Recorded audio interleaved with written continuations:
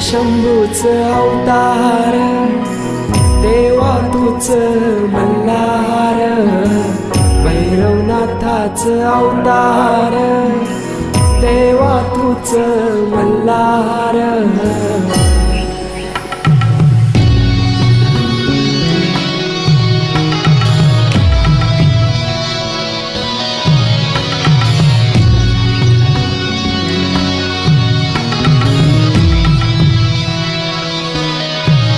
ठेवून बाणाई पहिल्या पायरीला, घेऊन मानसा देवी संगतीला, वध करूनी मनी मल्हार.